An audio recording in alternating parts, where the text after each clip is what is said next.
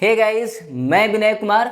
तो आज हम लोग पढ़ने वाले हैं दशमलव के बारे में और यह नंबर सिस्टम का 8वां टाइप होगा।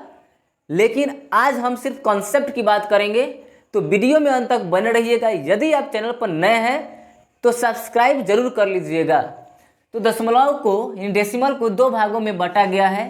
पहला है टर्मिनेटिंग डेसिमल, शांत दशमलव, जैसे 0.5, 0.34 ये शांत दशमलव है। अब बोले कैसे? क्योंकि अगर हम जैसे यहाँ समझिएगा, जैसे हम यहाँ लिखे 5 और 5 को हम बोले कि 2 से डिवाइड करेंगे तो दो दूनी का कितना हो गया 4, तो यहाँ 4 लिखेंगे और 5 में 4 जाएगा 1, ठीक है। फिर यहाँ दशमलव देंगे तो यहाँ 1 0 देंगे और भागने का 2 पचे 10, यानी दशमलव में जब भाग करेंगे तो पूरा दशमलव में पूरा कट गया। तो जब भाग देंगे और भाग करते समय दशमलव में पूरा कट जाए, यानी कि दशमलव में भी शेषफल प्राप्त हो जाए, दशमलव में भी शेषफल प्राप्त हो जाए, तो इसे कहते हैं टर्मिनेटिंग डेसिमल यानी शांत दशमलव। और दूसरी बात आपको याद रखना है कि शांत दशमलव को हम परिमेय संख्या के रूप में लिख सकते हैं। परिमेय संख्या के रूप में लिख सकते हैं, लिख सकते हैं। ये बात ध्यान रखना है। जैसे समझिए 0.5 है तो 0.5 को आप 5/10 लिख सकते हैं और दशमलव के बाद जितना अंक होता है ना उतना ही 0 नीचे आता है। 34 को आप इसको 34/100 लिख सकते हैं। दशमलव के बाद जितना अंक होता है ना उतना ही 0 आता है। तो क्या ये परिमेय संख्या है? तो बोले कि हाँ, ये परिमेय संख्या है क्योंकि ये P/Q के रूप में दिखाई दे रहा है। अगर आप इसे डिवाइड करेंगे तो करिए, कट जा रहा है तो 5 की 5, 5 दूनी का 10, तो आ गया 1/2।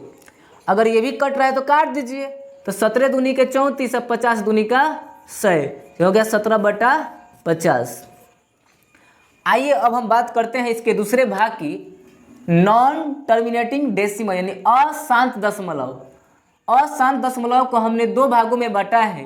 पहला भाग है non terminating repeating decimal. Repeating के मतलब क्या होता है? आवृत्ति। हिंदी में रिपीट के मतलब क्या होता है? एक एक बातवा को आप बार बार कह रहे हैं। एक बात को आप बार बार जब दोहराएंगे ना तो इसे कहते हैं आवृत्ति, इंग्लिश में बोलते हैं रिपीटिंग, ठीक है ना। यानी एक बात को आप बार बार क्या करते जा रहे हैं? रिपीट करते जा रहे हैं। यानी कि जब आप भाग करेंगे ना तो शेषफल आपको एक ही शेषफल बार बार मिलते जाएगा। जैसे 0.333333, यानी कि केवल 3 ही आ रहा है। क्यों? क्योंकि शेषफल भी सेम होते जा रहा है, ठीक है। तो नॉन टर्मिनेटिंग रिपीटिंग डेसिमल को हिंदी में अशांत आवृत्ति दशमलव कहते हैं। तो इस 0.3333 बार बार लिखने से बढ़िया है कि आप इसे चाहेंगे तो ऐसे भी लिख सकते हैं, 0.3 पर रेकरिंग दे दीजिए। रेकरिंग के मतलब होता है कि 3 3 3 3, माने कि इन्फिनाइट 3 है, ठीक है। उसी तरह यहाँ देखेंगे तो 0.465, फिर 465, फिर 465, यानी 465 बार बार रिपीट हो रहा है। तो इससे आप चाहेंगे तो 0.465 पर आप क्या कर सकते हैं? एक बार का चिन्ह खींच सकते हैं या रेकरिंग दे सकते हैं, ठीक है। तो अशांत दशमलव का पहला भाग क्या है? नॉन टर्मिनेटिंग रिपीटिंग डेसिमल, यानी इसको हिंदी में बोलते हैं अशांत आवृत्ति दशमलव। और इसे भी परिमेय संख्या के रूप में बदला जा सकता है। इसे भी परिमेय संख्या के रूप में लिख सकते हैं,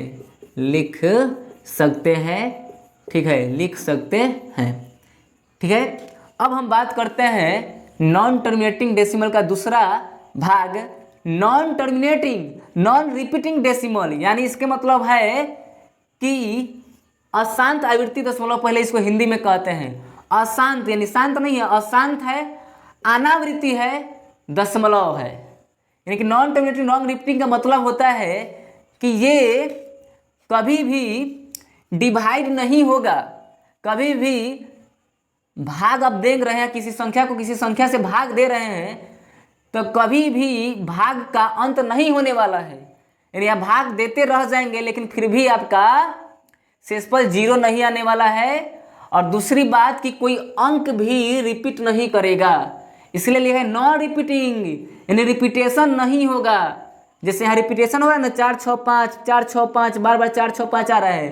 तो non terminating non repeating decimal में आपको, यानी अशांत अनावृत्ति दशमलव में आपको कोई भी संख्या रिपीट के रूप में नहीं दिखाई देगा। ठीक है, तो इसे हम कहते हैं अशांत अनावृत्ति दशमलव, और इसे हम परिमेय संख्या के रूप में नहीं लिख सकते हैं। तो non terminating non repeating decimal को, यानी कि अशांत अनावृत्ति दशमलव को हम परिमेय संख्या के रूप में नहीं लिख सकते हैं, परिमेय संख्या के रूप में नहीं लिख सकते हैं, नहीं लिख सकते हैं।